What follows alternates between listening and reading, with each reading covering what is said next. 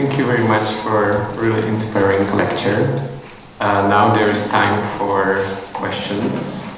So if you have a question, just raise your hand and you will get your mic.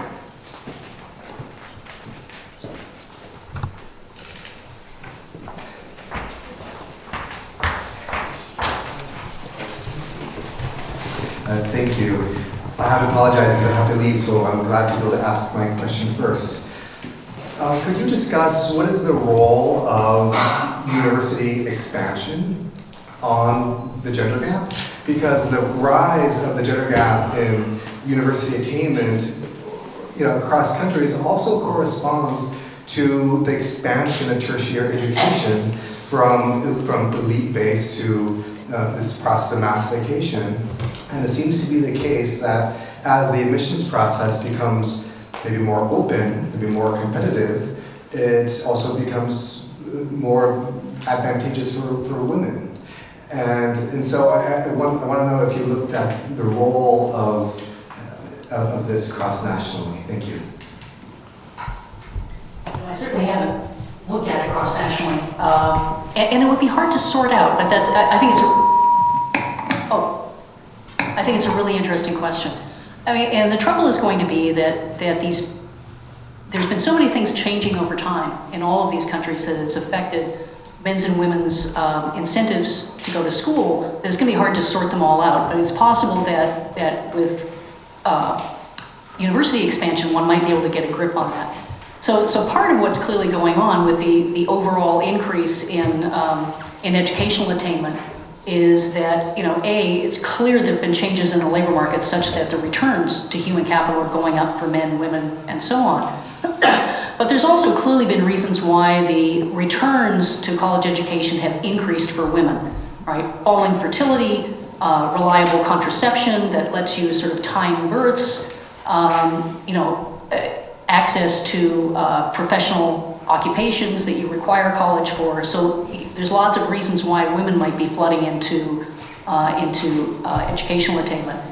But I think it might be possible to get at, and what role does the supply play in this? And it's not something I've looked at, and it's not something that I've seen anybody look at, though I might have missed it.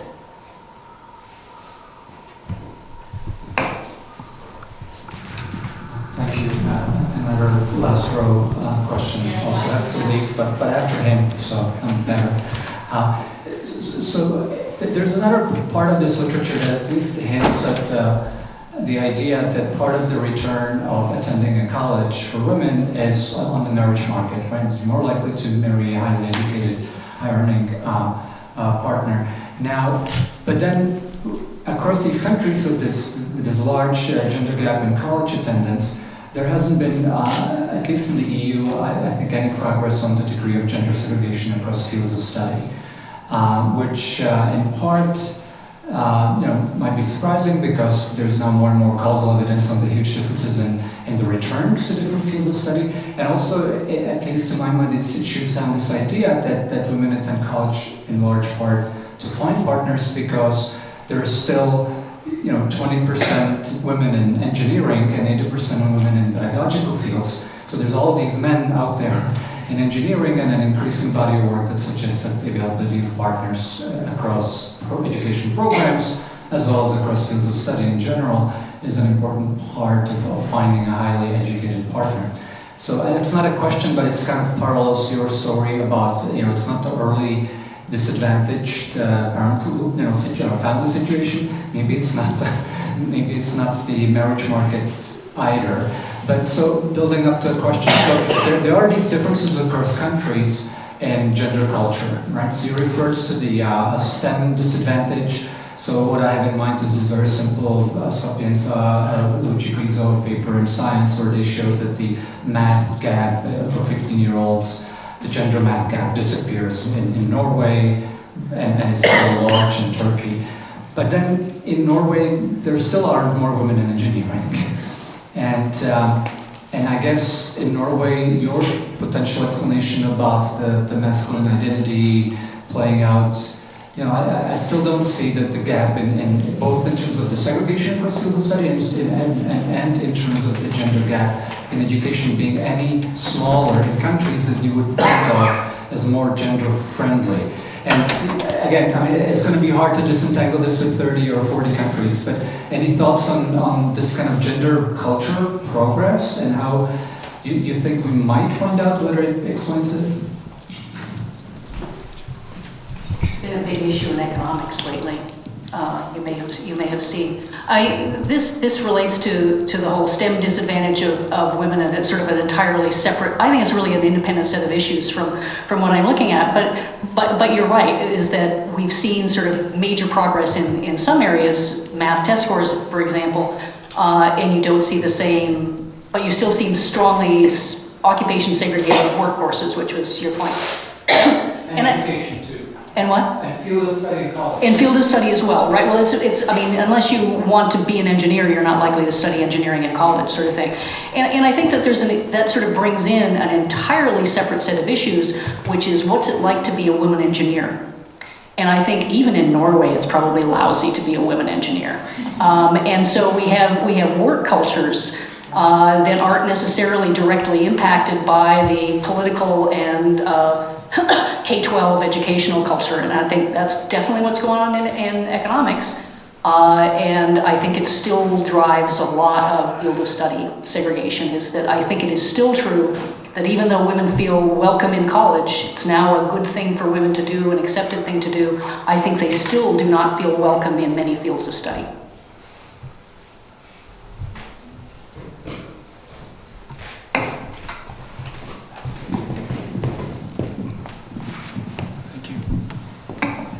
Hello. I would like to ask you about your study.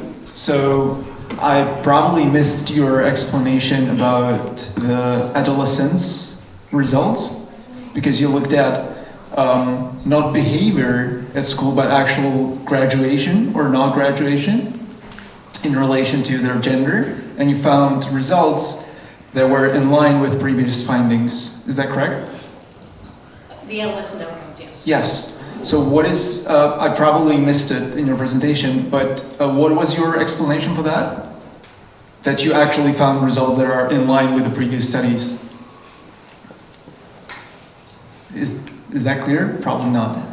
Not really. So I thought that's what I've been talking about for. Okay, so clearly something was unclear. So the story that we're telling with respect to the Danish data, for example, is that it seems to be true that that limited household resources do have a worse impact on boys' performance in school at that age than they do on girls' performance in school.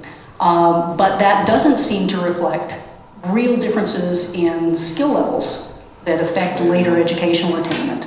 And so I think our story would be that in families with limited resources, families in poverty and so on, the boys are more likely to respond to that in ways that get them to not finish grade 9 on time in Denmark, for example. But they seem to differentially recover from that in terms of actual college attendance and college.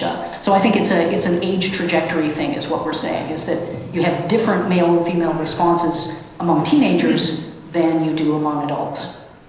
Okay. And the boys recover actually. Right. They catch up. Okay. Yep. Thank you. Yep.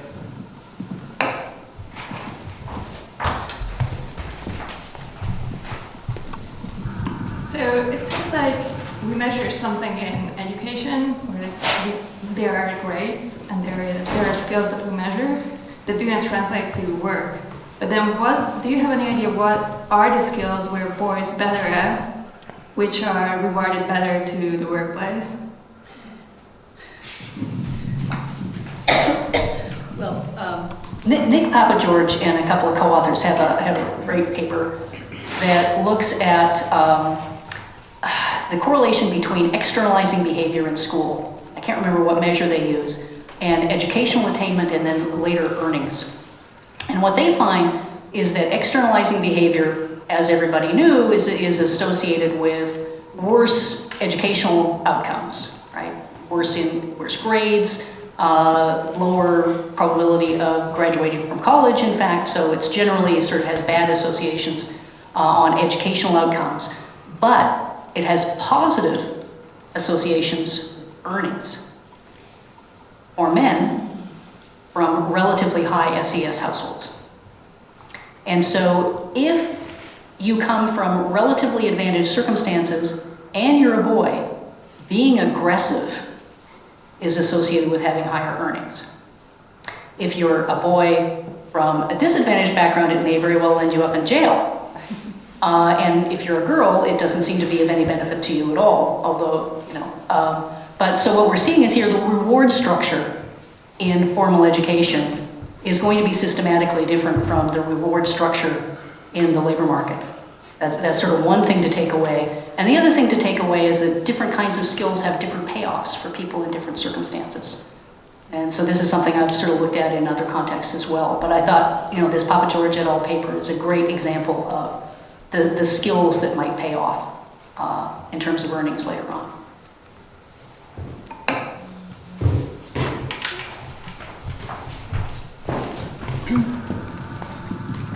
So you look at college graduation as the main outcome. Did you look at college entry? Is there a difference in college completion rates among women, depending on?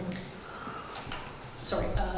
Yeah, in ed health, we can look at the probability of graduating from high school, of entering college, and of finishing college given that you enter. And there tend to be gender gaps at all of those stages of adolescent progression, or of educational progression. I'm looking right now at a sample of ed health. It's a relatively advantaged sample, so it's white non-Hispanic kids that start out in wave one with both biological parents, so it's a systematically advantaged sample, and I'm trying to break down what are the sources of the educational gender gap in that sample. And there I find that the big difference between boys and girls is in fact in the probability of entering college, given that they graduate from high school. So yes, that's definitely a sort of a key transition. A related question, second question, and that's it. I was wondering whether it would be interesting to look at the gap in the other outcomes, so the alternatives, so what these boys do, they finish high school and they are impatient to get a job and get money, or what would be the alternative then?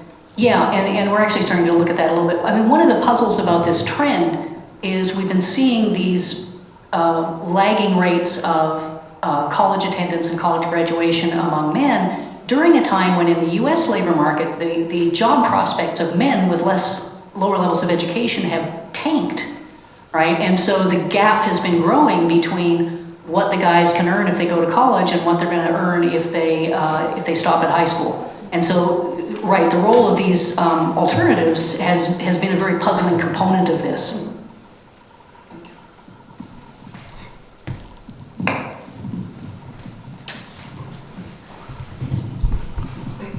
So taking into account the segregation that we've just talked about, and taking into account that we encourage females to get into those occupations that are dominated by males, but we do not encourage males to get into occupations that are dominated by females. So basically being a female engineer is not that weird as being a male kindergarten teacher. Do you think that this could also be a factor in this gap?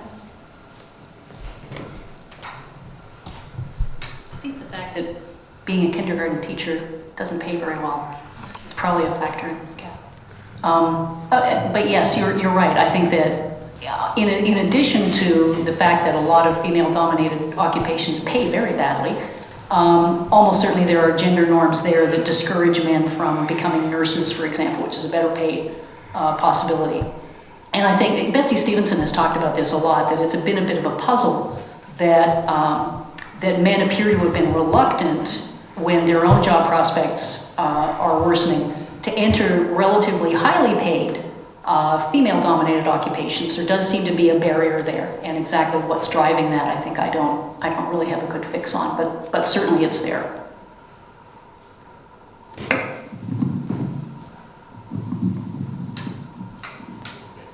I have one question to you, which is motivated by actually Czech environment, because I'm pretty much sure that in the Czech Republic, with this gender gap in college graduation is partly driven by not just the selection of men and female into the college fields, also the policies of the colleges, how they actually fire this or kick out these students out of the field. So give me just example, the technical schools here, basically they are used to kick out like 70% in the first 2 years of students, and this is dominated by males actually. And female enter different colleges or different fields and with different kind of a policy.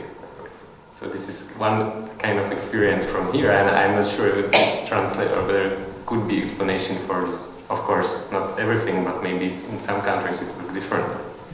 Like these colleges simply, the fields within the colleges behave differently or departments. I've never heard that one before. We are weird too. I think that's the answer. I think that's really weird. I don't think boys are getting kicked out of American colleges.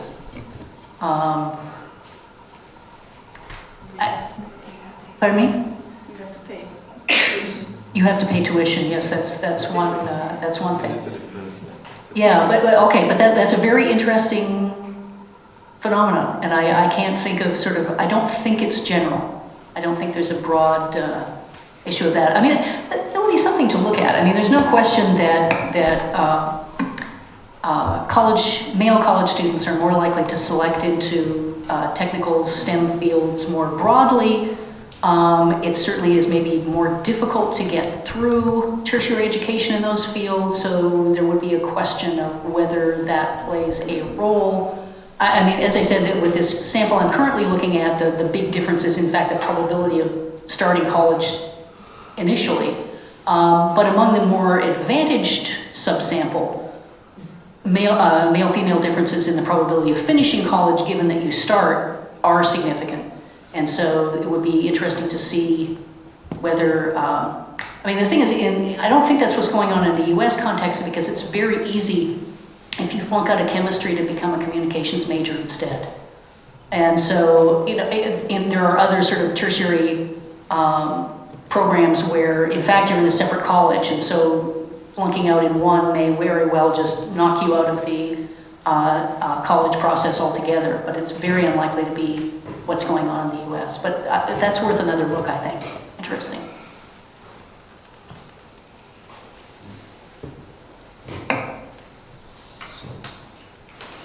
So if there are no more questions, it's actually just 5:15. So thank you very much again for your answers and for your lecture, and it was really a pleasure to have you here. Thank you very much.